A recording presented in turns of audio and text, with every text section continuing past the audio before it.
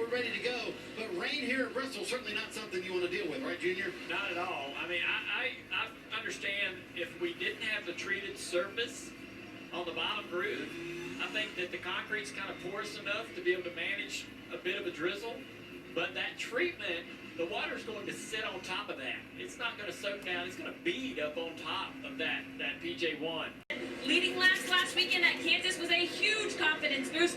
This is absolutely Chase's favorite race. We'll see what he can do here tonight, Dave. Christopher Bell is the fastest qualifier for the third playoff race in a row, but has not capitalized yet. He's only plus 13 at the cut line. He needs to make it happen tonight, Marty. Ross Chastain just needs a clean night, Dave. He asked his crew chief, Phil Surgeon, just remind me all night long to breathe. They have that clean night, they'll advance, Rick.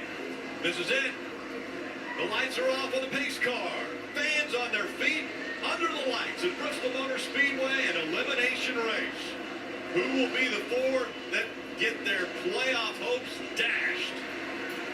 Pace car off the track. Field in the hands of the 20 of Christopher Bell. He gets into the gas.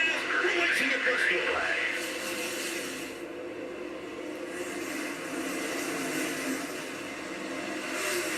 Denny Hamlin wasn't ready for that one. Let's go racing today, boys. Now in the 34 to second. That's something to watch all night, Rick. That inside lane, it's very hard to get forward momentum down there. And you can see that they're not quite ready to trust that treatment. Once they hear Denny Hamlin's making good time down there, though, I think the 20 goes to the bottom of the racetrack. Oh, Brad, Several cars still trying to be patient about running that bottom groove, just how dry it is. Brad Keselowski going through 3 and 4. He got a little bit too low and shot up the racetrack. That allowed the 24 of William Byron to get by him. And now the 54 of Ty Gibbs also is going to try to take the spot away. And we're going to find out what this second groove is like, because Brad Keselowski being stuck up there, you can see him lined up underneath him. He just does not have the grip that the bottom has. He's going to have to try to get right down here in front of Corey LaJoie. He's going to be able to do that. But Chase Elliott behind him, still losing spots around the top of the racetrack. It's not going to be the fast way around till later in the race. Right. Comes down enough, but here comes the 20. Bell is going, he's now got the front of the car, the nose of the car to the inside of the 99. So now Suarez is going to go a lap down. Hamlin's going to be right there to fill the void. And if you're Christopher Bell, you're hoping for a little respect from Hamlin behind. Hey man, there's a long way to go in this race. Let's be careful. Let's be smart. Let me get by these guys, and you follow me. Let's you and I not race. We got a big gap to the guy in third, to McDowell. Let's use some patience right here. Out front, he has led all 28 laps to this point. Christopher Bell is the NASCAR Cup Series playoffs. Bristol, Bass Pro Shops night race. Get up there. I think he thought it would be right from the beginning, but it had to take like 50 laps before Larson was able to get to the top and try it. Well, the problem is if the top is okay at 63, there perhaps will be no bottom at lap 400. I mean, that's the challenge of Bristol. We'll have to just wait and see. Larson running 24th. A couple non-playoff drivers inside the top 10. LaJoie is 8th. Gibbs is 5th. Bell out front, all 63 laps. Right behind him is the leader of the race. Moves him up the racetrack in 1 and 2 to get by. Christopher Bell is clear. Then here comes Denny Hamlin. The 16 runs the top of the racetrack. Probably got up there a little bit too high, Jeff.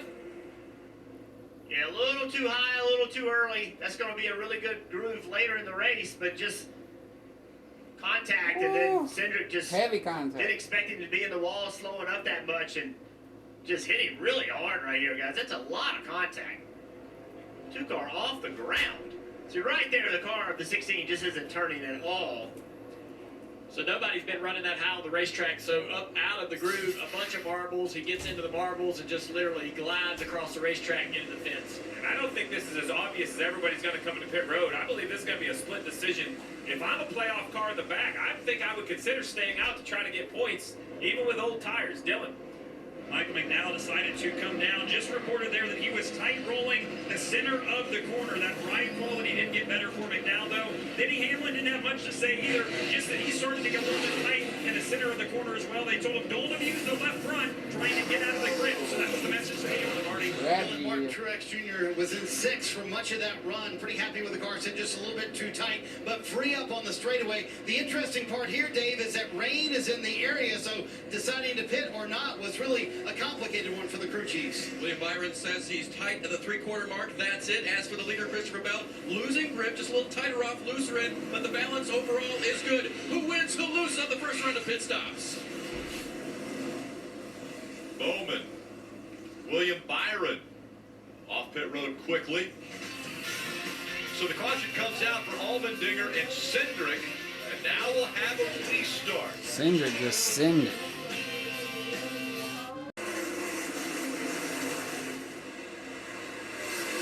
And the top 6 did not come to pit road, so they are on the older tires.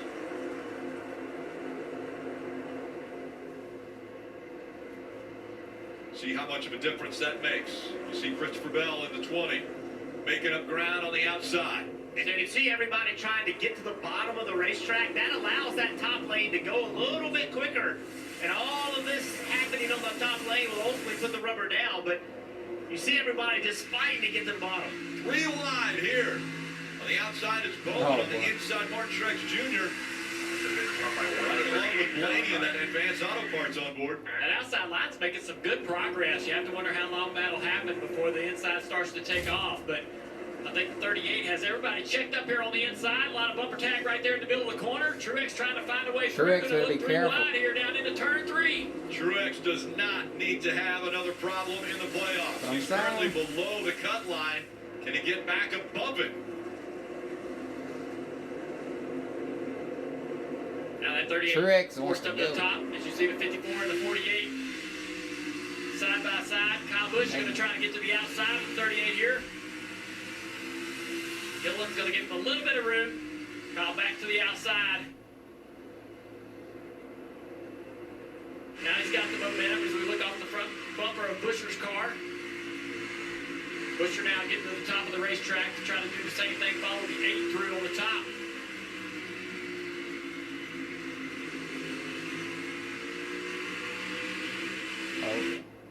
Kyle Busch, 3 wins on the season. He told us before the playoffs started, he thinks you have to win 5 races as far as winning a championship. So he said, that's 2 more I've got to win here in the playoffs. I'm sure he was thinking about Phoenix as being one of those that he could potentially win to grab his 3rd championship. As on this run, so good news from the 54. Marty. Back on the front side of pit road, Dylan Kevin Harvick making a pit stop. He said the car was just too tight, as we mentioned a few times. Rodney Childress came on the radio and said, here's the adjustments I should have done. So Harvick getting a chance to make the car better, Dave. Alex Bowman lost 3 positions on that run since the last restart. His 48 car also to the tight side, so the crew will go to that. He took 2 right side tires last time. This time he'll take 4 rear tires. Rear tire changer just changed. A little surprised to see the 4 car take 4 tires. I know he didn't like 2 rights, but it might have been a chance to just take 2 lefts to kind of get yourself some track position. But we heard Ronnie wanted to make adjustments. Some of those adjustments might be right side air pressure. The only way to change the air pressure is to change the tires. So I've been kind of in that box before. It'll be 14 laps to go when they come by the start-finish line now. And again, the reason for this caution is precipitation that has been in the area. Bumping and banging, one at the bottom, in the middle, and the top. And now it's See, I told y'all to watch out for Bell. driver him to joined win the the stable for a championship this year. 3rd car, it sounds like. A little bit of work with Trackhouse. Yeah! The 20 gets to the inside of the 7. Corey slipped up the track on the entry of the corner there. There comes Bell, and Bell takes the lead I'm here 20 at years Bristol. old and I'm driving this Tony Stewart. Bell out in front. Remember, playoff points on the line as well. So Bell trying to accumulate all the points he can here in stage 1. And the 22 Logano, he is backing up. He was in position. Oh, contact there. He was in position to maybe get some points, but he is not going in the right direction at all. Yeah, that contact made with 31 of Justin Haley. We're also seeing Busch slow as well. The 9 of Elliott gets into the back of Kyle Busch. Now Logano trying to stay to the outside of that 42 of Carson Hocevar.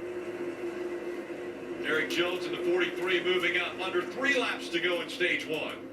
Yeah, Logano, this big struggle, obviously doesn't have tires on, but by the way, the guy running 2nd and the guy running 3rd, 5th, and 6th, they don't have tires either, so big issues with the 22. Yeah, bottle up right there behind the 22 of Logano. Under 2 laps to go. Bell starting to pull away from the joy for the stage win as he comes by this time one more time around for Bell and stage one. Harvick, you see him running up higher. Bell's going to work his way around 3 and 4 and grab his third stage win of the year and his second here at Bristol. LaJoy, second in stage one. Bubba Wallace, William Byron, Tyler Reddick, Chastain Keselowski, Martin Truex Jr. finishing in 8th in stage one. Huge for that team, getting stage points as they were below the cut line coming into this race. Larson Gibbs rounding out the top 10. World's fastest half mile, and we are definitely seeing bumping and banging all around the track. Everybody fighting for spots.